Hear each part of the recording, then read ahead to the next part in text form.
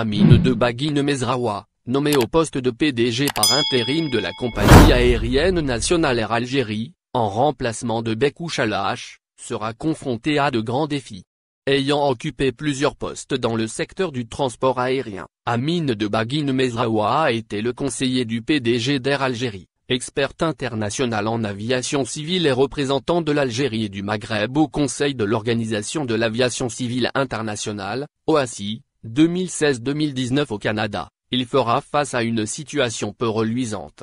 Il aura en priorité la délicate mission de faire redécoller la compagnie dans un contexte très défavorable, marqué par une crise économique persistante, aggravée par les effets de la Covid-19. Et en dépit de la crise, elle a des charges incompressibles, à savoir la maintenance des avions, la location des sièges, les charges des fournisseurs et prestataires et les salaires. Il devra aussi, comme l'a exigé le président de la République, revoir en urgence le mode de gestion d'Air Algérie. Une compagnie qui souffre d'une pléthore d'effectifs et qui doit diminuer aussi le nombre de ses agences commerciales à l'étranger. En effet, les grandes compagnies mondiales ont muté depuis longtemps vers les réservations et la vente en ligne, alors qu'Air Algérie continue à s'appuyer sur ses agences dans plusieurs pays, un poste de dépense très important en devises, loyer et masse salariale. Air Algérie possède 43 agences à l'international, réparties entre 26 pays. En France et en Espagne, la compagnie compte plusieurs agences. L'enjeu de la digitalisation. Le secteur du voyage est l'un des premiers à s'être développé avec l'essor du e-commerce. La digitalisation est un enjeu majeur. On note que la majorité des voyageurs réservent et achètent leurs billets en ligne. Les compagnies aériennes ont très vite compris là où il faut se positionner pour capter une grande partie de la clientèle. Le PDG par intérim d'Air Algérie aura aussi comme tâche de revoir de fond en comble les opérations de rapatriement tant décriées sur les réseaux sociaux.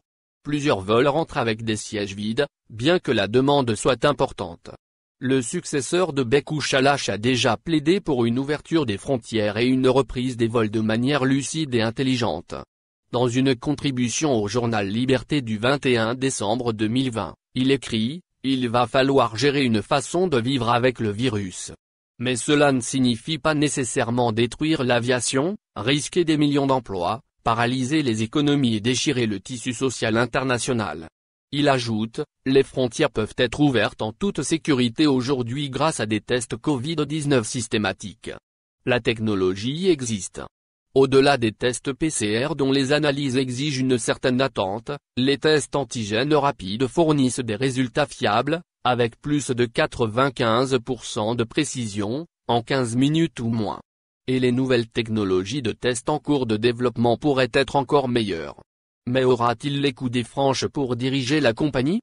Il faut signaler que le plan de restructuration de la compagnie a été un dossier épineux traité par les nombreux PDG qui se sont succédés à ce poste de responsabilité, convaincus qu'Air Algérie n'avait d'autre choix que de se conformer aux standards internationaux pour espérer faire face à la concurrence féroce des compagnies internationales, mais sans que des décisions concrètes et courageuses soient prises, ni par la direction générale ni par l'État propriétaire. N'oubliez pas de vous abonner à la chaîne et d'appuyer sur la cloche pour recevoir nos dernières actualités. Merci.